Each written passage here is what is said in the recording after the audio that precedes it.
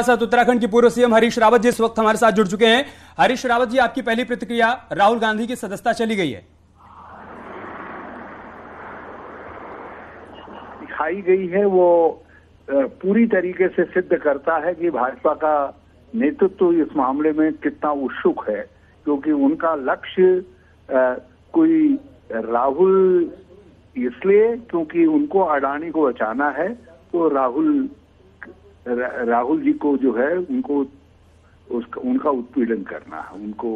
उनकी सदस्यता इसीलिए गई क्योंकि अडानी को उनको डर है कि वो पार्लियामेंट में रहेंगे तो कभी न कभी उनको अवसर देना पड़ेगा। जब वो पार्लियामेंट के अंदर तथ्यों को रखेंगे अडानी को लेकर के, तो भाजपा बेनकाब हो जाएगी। इसलिए उनको, मगर भाजपा को एक बात याद रखनी चाहिए, पहले भी इंदिरा जी के समय में जब इस तरीके की चोट की थी तो देश ने उसका जबरदस्त प्रतिकार दिया था।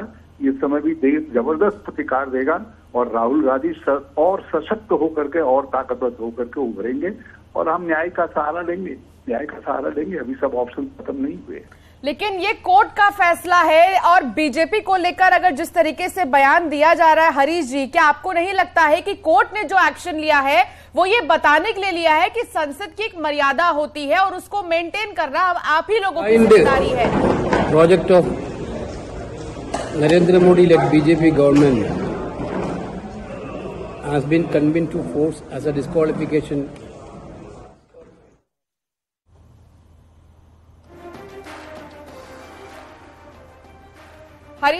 हरीश जी, आपको मेरी आवाज आ रही है?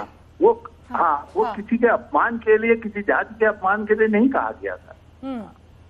लेकिन उन्होंने ये कहा था, राहुल गांधी का बयान अगर आपको याद हो तो राहुल गांधी ने यही कहा था कि सारे चोरों के सरनेम मोदी क्यों होते हैं, इन चोरों चाहे वो ललित मोदी हो या नीरव मोदी हो, चाहे नरेंद्र मोदी हो।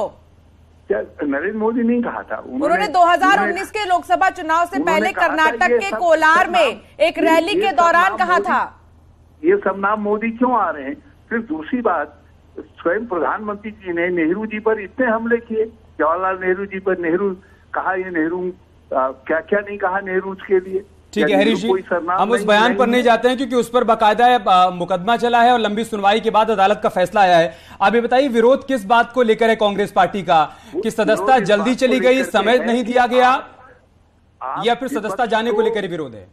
आप विपक्ष को समाप्त करना चाहते हैं, आप विपक्ष को इलिमिनेट करना चाहते हैं। जो आपने कहा था विपक्ष मुक्त भारत बनाने की बात कहती थी, वो आपकी सोच जो है आपके कामों से झलकती है। इस तरीके से एक सामान्य बयान को लेकर के दिल्ली पुलिस को उनके घर में राहुल जी के भेजा जा रहा है, और जिस प्रकार से इस मामले में मुकदमा दायर किया गया, वो भाजपा आखिर इस तरीके के शाब्दिक बयान तो चलते रहते हैं राजनीति के अंदर, उनको लेकर के मुकदमे दायर थोड़े होते हैं। अब कोर्ट ने क्या किया इस पर हम कोई बात नहीं कहना चाहते, हम तो भाजपा की मानसिकता को देख रहे हैं। इसमें भाजपा की मानसिकता जो सत्तारूढ़ दल है वो विपक्ष को समाप्त करनी।